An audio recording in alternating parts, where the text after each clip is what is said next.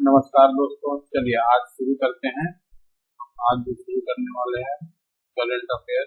Date है 27,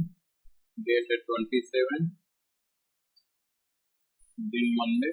और source क्या है हमारे करंट अफेयर का? सोर्स हमारे करंट अफेयर का द हिंदू। दोस्तों, इससे पहले आगे बढ़े, मैं आपको एक बात बताना चाहता हूँ कि अगर आपको वीडियो अच्छा नहीं लगे तो आप लाइक कीजिए, नहीं कीजिए, शेयर कीजिए, नहीं कीजिए, सब्सक्राइब कीजिए, नहीं कीजिए, लेकिन कमेंट जरूर कीजिएगा। कमेंट जरूर कीजिएगा। तो चलिए बिना टाइम वेस्ट किए हुए शुरू करते हैं। High powered task committee force on exam reforms, जो अभी जंतर मंतर प्रोटेस्ट चल रहा था, तो और उसके बाद धर्मेंद्र प्रधान का इस्तीफा हुआ और यहाँ पर PM Modi announce high power task force अंदर नंदन नीलेकनी। अब नंदन नीलेकनी कौन है?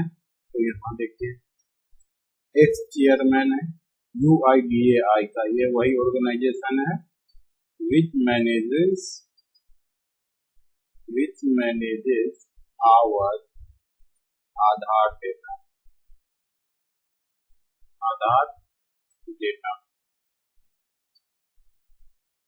to make India's examination system leak-proof and technology driven। मतलब टेक्नोलॉजी का पूरा इस्तेमाल करके इसको एक सोल्यूशन प्रोवाइड कराया जाएगा गवर्नमेंट को। एम क्या है? रिस्टोर ट्रस्ट, जो ट्रस्ट गायब हो गया था जिसके कारण इतना बड़ा आंदोलन हुआ। एंश्योर ट्रांसपेरेंसी हो एग्जाम में, and use technology to prevent leak से बचने के लिए हमें अपडेटेड टेक्नोलॉजी का यूज करना चाहिए। और ये इसमें बताया गया है। रिलेवेंस क्या है? रिलेवेंस जानना बहुत जरूरी है कि हम कोई भी न्यूज अगर पढ़ रहे हैं, कोई भी करंट अफेयर अगर पढ़ रहे हैं तो उसका रिलेवेंस क्या है। देखिए, गवर्नेंस के व्यू पॉइंट से इसको पढ़ना चाहिए। और इंस्टीट्यूशनल रिफॉर्म्स बहुत ज्यादा जरूरी है। E governance and use of technology, ये कुछ पॉइंट्स है जो हाई लेवल कॉम्पिटिटिव एग्जाम में यूज होते हैं। अब टास्क फोर्स के बारे में देखते हैं। टास्क फोर्स में मेंबर्स कौन कौन से हैं? नंदन नीलेकनी, जिसके बारे में आप पढ़ चुके हैं। S Somnath, former ISRO chairman. Tapan Lekha, former IB director. V Kamakoti, director IIT Madras. Anita Karwel, former education secretary. Amrit Lal Meena, logistics experts. अब कमिटी को देखते हैं, आपको इतना समझ में आ गया कितना हाई लेवल कमिटी है, कितना हाई लेवल कमिटी है। तो अब इससे ये उम्मीद कर सकते हैं कि आने वाले समय में एग्जाम हमारा क्या हो सकता है, लीक प्रूफ हो सकता है। रिलेवेंस देखिए, important personalities, role of domain experts या specialise person in particular field. अब क्या रोल है पॉलिसी रिफॉर्म्स में। थर्ड पॉइंट देखिए, steps to strengthen examination system क्या किया गया? Formation of task fast track course to ensure speedy trial. Speedy trial करने के लिए फास्ट ट्रैक कोर्ट बनाया जाएगा। फास्ट ट्रैक कोर्ट में क्या होगा? स्पीडी ट्रायल होगा। क्या होगा? Speedy trial. अब ये देखने वाली बात है कि कितना स्पीडी ट्रायल होगा, क्योंकि वैसे भी कई चीजों पर फास्ट ट्रैक कोर्ट बनाया गया है, और स्पीडी ट्रायल कितना होता है ये देखने वाली बात होगी। Stringent law on exam malpractices to introduce in parliament which is yet to introduce, ये अभी आना बाकी है। और हमारा मॉनसून सेशन चल रहा है पार्लियामेंट का, तो देखते हैं इस पर क्या होता है। रिलेवेंस क्या है? पॉलिटी का, लॉ मेकिंग प्रोसेस। यहाँ पर आपको समझना चाहिए कि जब ये बिल आएगा ये संसद कैसे पास होना है ये आपको समझ में आना चाहिए। जुडिशियरी फास्ट ट्रैक कोर्ट कैसे काम करेगा इसके बारे में जानना है।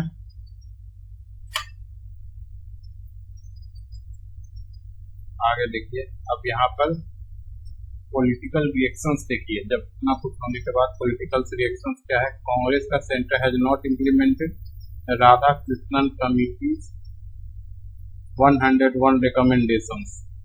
देखिए ये बहुत ज्यादा जरूरी नहीं है, इसमें बस 4-5 मेन पॉइंट है वो आप लोग देख लीजिएगा।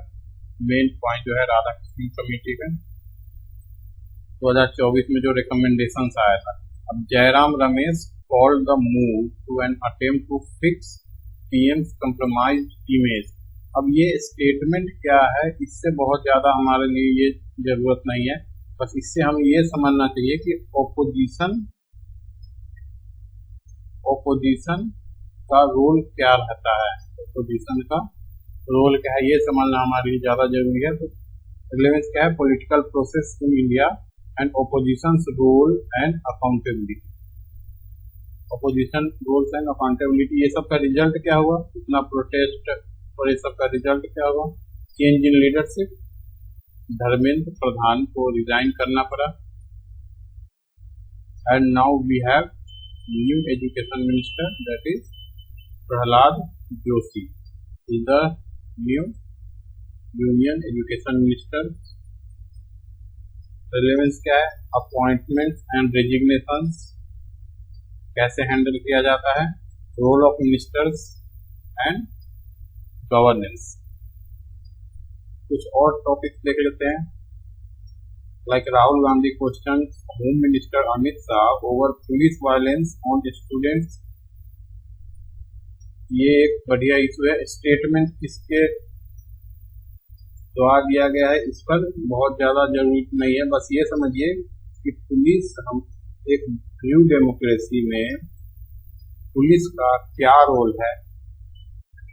पुलिस हमारे सेफ्टी के लिए है, वायलेंस के लिए नहीं। तो पुलिस वायलेंस पे सवाल उठना चाहिए। Tejashwi Yadav dominated release of protesters detained in Bihar.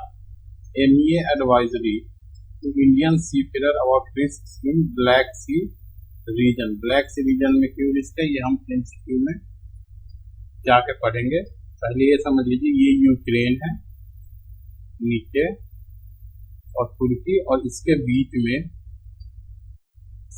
में यहाँ पर ब्लैक सी आपको दिखेगा। यहाँ पर बीच में आपको ब्लैक सी दिखेगा, ठीक। यूक्रेन के जस्ट नीचे ब्लैक सी है।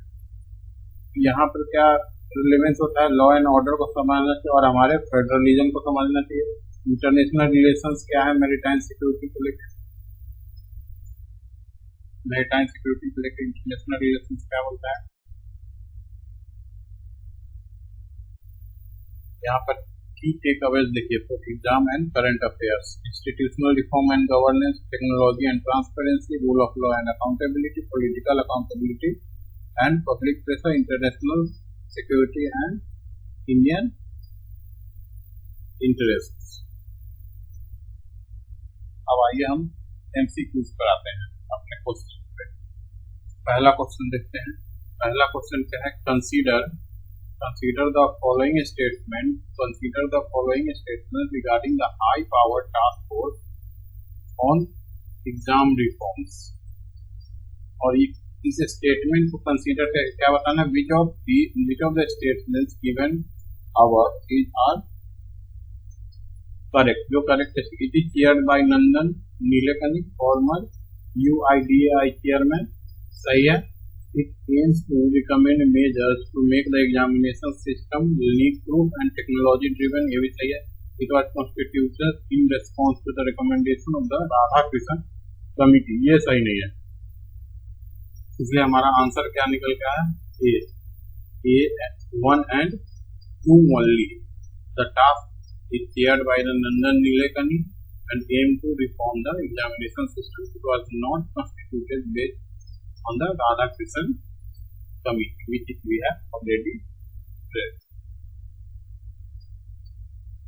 Which of the following is not a member of the task force on the examination reforms?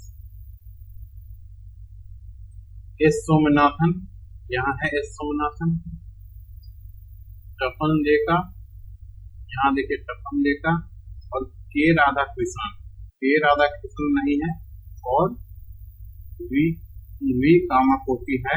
तो हमारा आंसर क्या हो गया? ये क्वेश्चन में क्या पूछा? विच इज नॉट, नॉट हमारा ये हो गया के राधाकृष्णन। यहाँ देखिए Radhakrishnan is the head of the committee that examined exam leaks in 2024 and not the member of the current task force.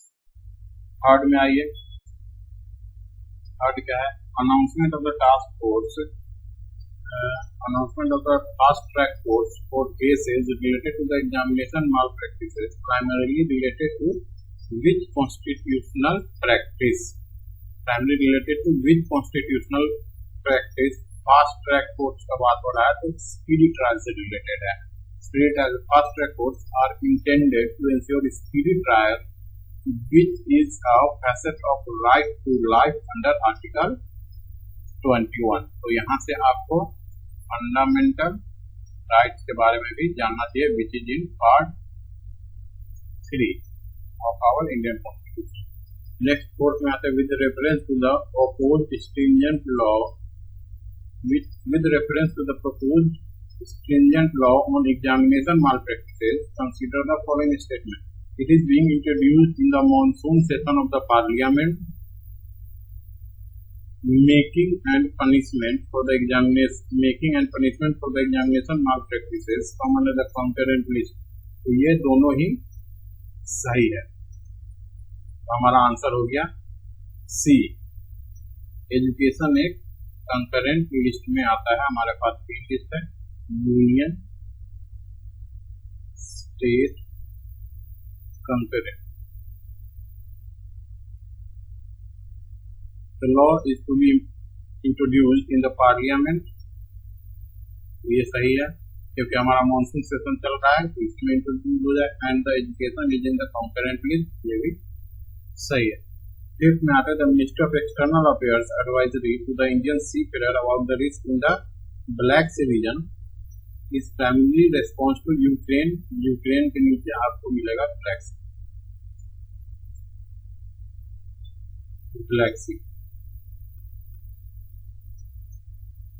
ये में देखिए piracy by arm groups, piracy by arm groups, increase in drone and missiles attack due to the Russia-Ukraine conflict क्यों किया गया? New sanctions imposed by the European Union, trade restrictions in the Mediterranean Sea। तो हमारा answer सही क्या है? Increase in drone and missile attack due to the Russia-Ukraine conflict। आपको पता है रसिया यूक्रेन का कॉन्फ्लिक्ट चल रहा है। The advisory is due to the increased drone and missile attacks on the commercial ships in and around the Black Sea amid the Russia-Ukraine conflict. चलिए दोस्तों, इसी के साथ हमारा आज का लेक्चर खत्म होता है।